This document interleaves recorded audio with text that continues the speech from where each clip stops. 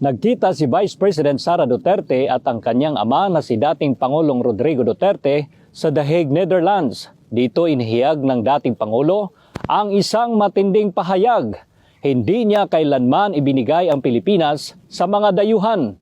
Sumalang na si dating Pangulong Rodrigo Duterte sa pre-trial ng International Criminal Court, ICC, sa pamamagitan ng video conference noong March 14, 2025 sa The Hague, Netherlands. Si dating Executive Secretary Salvador Medialdea ang personal na humarap sa pre-trial bilang legal counsel ni Pangulong Duterte. Matapos ang pagdinig, nagkaroon ng pagkakataon si Vice President Sara Duterte na mabisita at makausap ang kanyang ama sa loob ng 1 oras sa hospital wing ng detention center ng ICC. Sa kanilang pag-uusap, hindi pa rin nawala sa isipan ni dating Pangulong Duterte ang Pilipinas.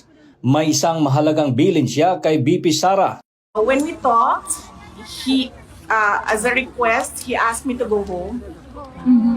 So, he repeatedly said, do not leave the country. Do not leave the Philippines. Ibinahagi ni VP Sara sa kanyang ama na maraming Pilipino ang umiyak at nasasaktan sa iligal na pag-aresto sa kanya. Isang pangyayaring itinuring ni Vice Presidente bilang kidnapping. Ngunit payo ng dating Pangulo sa mga Pilipino, manatiling kalmado. Sabihin mo sa kanila, relax lang, may hangganan ng lahat. There will be a day of reckoning for all. Sa kabila ng lahat, isang matibay na paninindigan ang ipinaabot ni dating Pangulong Duterte. Hindi niya kailanman ibinigay ang Pilipinas o kahit isang Pilipino sa mga dayuhan. As a Filipino, I never surrendered my country.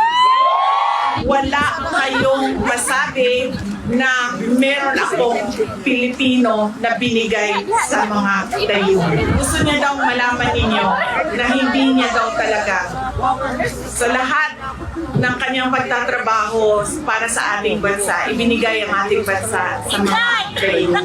Nagpapasalamat naman si VP Sara sa lahat ng Pilipino na walang sawang nananalangin at sumusuporta sa kanyang ama. Ngunit anya, hindi dapat malimutan ang mas malalaking suliraning kinakaharap ng bansa.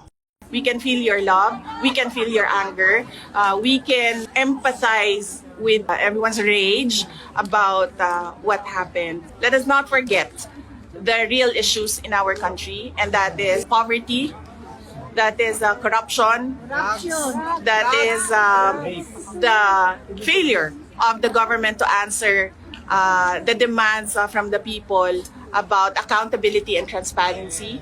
Yes! The failure of the government to address peace and security in our country. Sinabi rin ni VP Sara na hindi siya aalis sa The Hague, Netherlands hanggat walang kapamilyang papalit sa kanya sa pagbabantay kay dating Pangulong Duterte. Sa mga susunod na araw, nakatakda siyang makipagpulong sa defense team ng dating Pangulo sa pangunguna ni Nicholas Kaufman bilang lead counsel ng kanyang ama.